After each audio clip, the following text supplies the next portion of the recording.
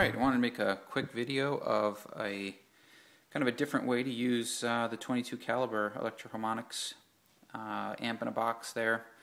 I had a PA speaker that was, well, for the PA that I have, but I really, when I'm at home, I wasn't using it, obviously, and I kind of got sick of plugging and unplugging the Electro Harmonix from my main amp when I wanted to use it. I basically bought it as a backup and something to use when I didn't want to have to fire up my tube amp all the time. So I had the idea to plug it into the PA speaker, and it actually sounds okay. It's, as you'd imagine, it's kind of characterless and dry, but it's very usable. You can plug pedals into it and all sorts of reverb and delays, and it still sounds great. That to me is really a testament to how great a unit this is. It sounds great. It has enough character where you can use it as an amp with no preamp, but if you do use a preamp, it also sounds good too. The only thing I wish on this sucker is I wish that it didn't have breakup. I wish it was just pure clean, but it actually does sound pretty good, the breakup. So, and it's loud. So of course then my next idea was, well, let me have a kind of a second rig and do it cheap, and I'll plug a Digitech RP155 into this, and the results I think are awesome. It sounds great, and it's a cheap, not counting the cost of the speaker, it's for $200, $100 for this, $100 for that. That unit, I'm doing more of an in-depth review in another video, so you can hear more about it and see more about it there. But for me, that's one of the best $99 I've ever spent on gear in addition to that. So this gives me a second complete rig that I would definitely take for a little jam session, and very portable and very versatile. This thing is very easy to edit, so you can tweak your tones on the fly and all that good stuff. It also has a looper built in, a 20-second looper, which is really easy to use and great, and also built-in drums. So this is, to me, the perfect little practice rig when I don't want to fire up my tube amp. And like I said, it's loud enough that I could take it on a jam or something like that. So let me just give you a little quick taste of what it sounds like, and then the other videos will kind of go into more.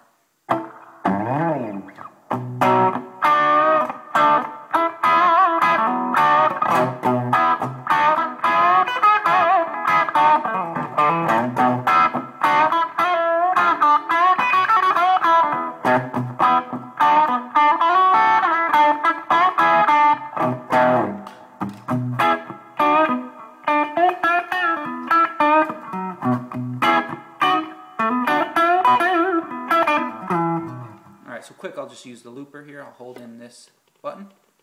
That brings me to the looper. I'll arm it, and I'll just start playing.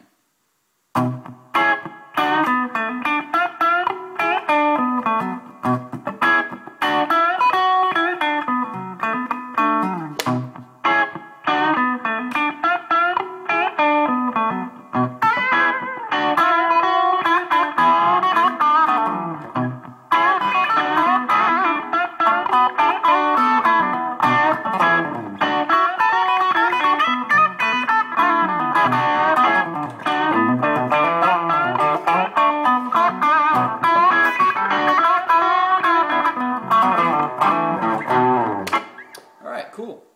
So now you can just hold it in, and you can either clear your loop or exit the looper. So that's very cool, because you can restart your loop, start and stop it. So if I haven't already said it, I forget, but what impressed me was how good it sounded. What I did quickly was I left that, there's a button in the back where you tell it if you're running it to an amp or to a PA system. And I think that does something with either the EQ at the very end or with the cabinet modeling, and I found leaving that engaged is way better sounding.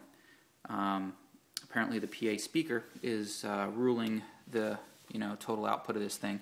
I wasn't sure with this thing sounding so good as an amp if that button should be engaged or not. So leaving that button in on this rig is, I recommend it.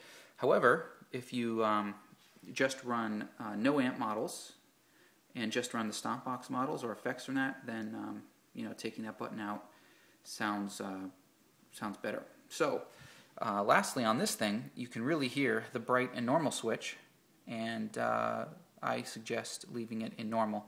Bright is very, very bright, unless you have a very dark guitar. Play it by ear. It depends on, I guess, what speaker you're using. This was just one that was I had, like I said. So very impressed by this pedal, how good the whole unit sounds, and I definitely recommend using either one of these things, for a nice little alternative rig there.